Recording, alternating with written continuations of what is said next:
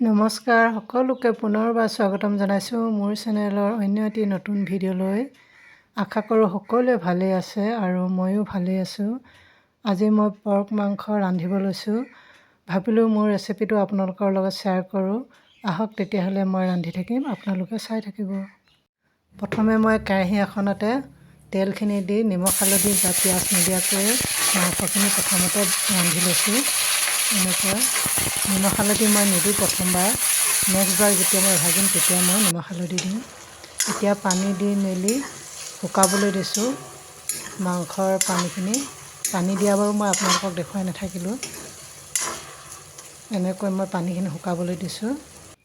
এতিয়া মোৰ পানীখিনি শুকাই মেলি হৈ গ'ল।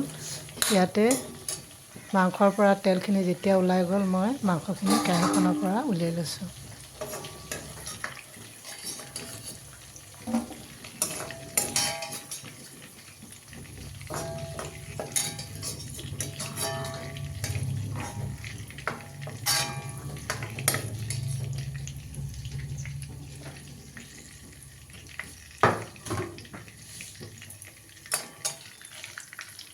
এতিয়া মই ইয়াতে পিঁয়াজ কাটি লৈছোঁ কেইটামান আৰু বিলাহী কাটি লৈছোঁ, ডাঙৰ ডাঙৰ চাই বিলাহী।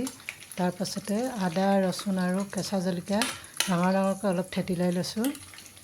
এতিয়া মই তেল নিদিওঁ ইয়াত, মাংসৰ পৰা যিহেতু তেল ওলালে সেইখিনি তেলতে মই পিঁয়াজখিনি প্ৰথমে ভাজি লওঁ।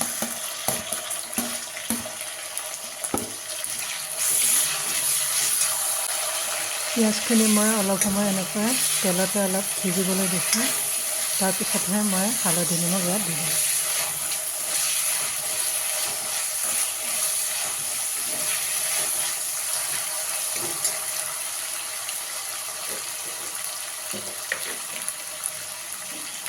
ইয়াতে মই আন্দাজমতে নিমখ দি দিছোঁ আৰু লগতে হালধি দি দিম। এতিয়া মই ইয়াতে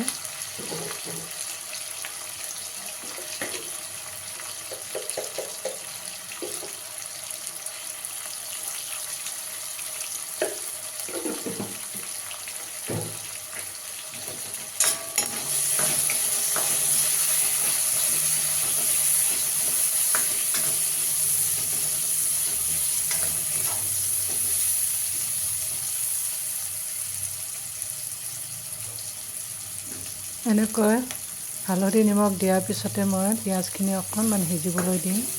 তাৰপিছতহে মই ইয়াত বিলাহীখিনি এড কৰি দিম।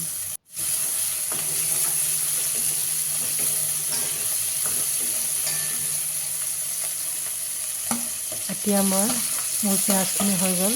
ইয়াতে মই এতিয়া বিলাহীখিনি দি দিছোঁ। বিলাহীখিনি অলপ গলিবলৈ দিম, তাৰপাছতহে মই মাংস দিম।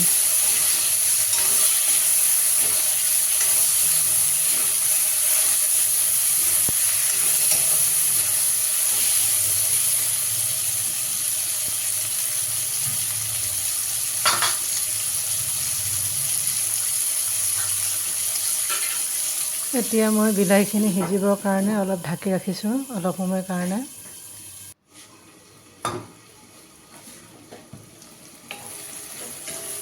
বিলাহীখিনি মোৰ গলিবলৈ ধৰিছেগৈ আৰু এতিয়া মই ইয়াতে আদা ৰচুনখিনি খুন্দি থোৱা আদা ৰচুনখিনি ইয়াতে এড কৰি দিম।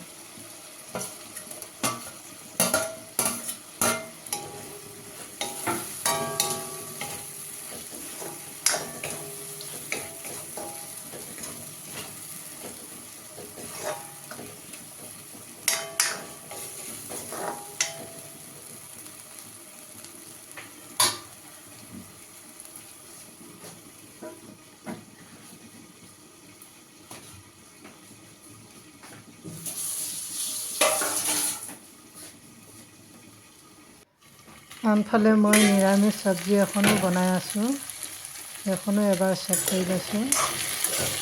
নতুন আলু ওলাইছে নহয় এতিয়া, নতুন আলু, ফুলকবি, ফ্ৰেঞ্চবিনৰ সৈতে এখন চব্জি বনাইছোঁ। সেইখিনিও মাজে মাজে চেক কৰি আছোঁ, নহ'লে আকৌ তলত লাগি ধৰিব নহয়। এতিয়া মোৰ বিলাহীখিনি ধুনীয়াকৈ গলি গ'ল। ইয়াতে মই ভাজি থোৱা মাংসখিনি দি দিছোঁ।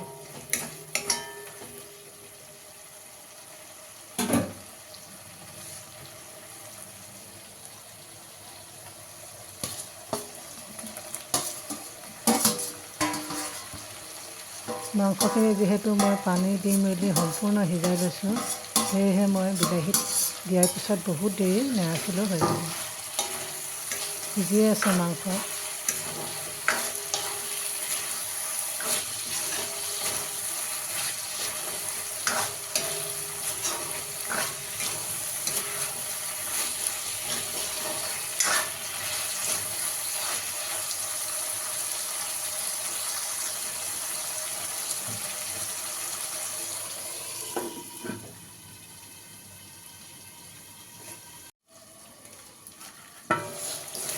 এতিয়া মাংসখিনি মই আৰু এবাৰ চেক কৰি চাইছোঁ। কিমান ধুনীয়া কালাৰ হৈছে দেখিছে নহয়। এনেকৈ মই বইল নকৰাকৈ প্ৰথমে ভাজি মেলি লৈ তাৰপাছত পানী দি পানীখিনি শুকুৱাই মেলি যেতিয়া মাংসৰ পৰা তেল ওলাই গ'ল, তেতিয়া মই মাংসখিনি পুনৰবাৰ ভাজিলোঁ। আৰু এনেকৈ ভাজিলে পোৰা মাংসৰ গোন্ধ এটাহে, খাই ভাল লাগে।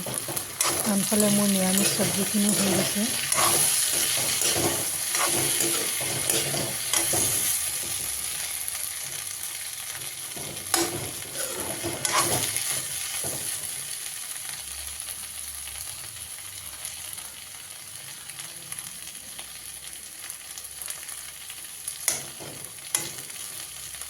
চব্জি হৈ গ'ল, গেছৰ পৰা নমাই দিলোঁ।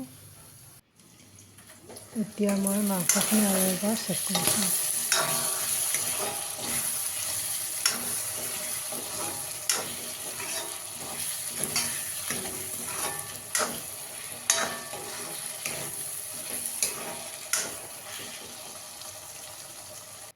মোৰ মাংসখিনি এতিয়া ৰেডি হৈ গৈছে। এতিয়া ইয়াতে মই ধনিয়া পাত দি দিছোঁ। গেছৰ পৰা নমোৱাৰ আগতে মই ধনিয়া পাতখিনি দি দিছোঁ। যদি মোৰ ৰেচিপিটো আপোনালোকৰ ভাল লাগিছে, এনেকৈ আপোনালোকেও বনাই খাব। আৰু যদি ভাল লাগিছে লাইক, কমেণ্ট, শ্বেয়াৰ কৰি দিব। আৰু যিসকলে নতুনকৈ আহিছে ছাবস্ক্ৰাইব কৰি দিব। কাষতে থকা বেল আইকনটো প্ৰেছ কৰি অল কৰি থ'ব, তেতিয়া মোৰ আহিবলগীয়া ভিডিঅ'সমূহৰ ন'টিফিকেশ্যন আপোনাৰ ওচৰত পাই থাকিব। এতিয়া মই খাবৰ কাৰণে ৰেডি কৰি লৈছোঁ মোৰ ভাতৰ থালখন। সেইফালে মাংস লৈছোঁ, লগত লৈছোঁ নিৰামিষ চব্জি আৰু কেঁচা জলকীয়া, ইফালে দাইল। এতিয়া মই খাওঁ, আপোনালোকেও খাওক। দুপৰীয়া হৈ গ'ল। আজিলৈ ভিডিঅ'টো ইমানে। Bye bye.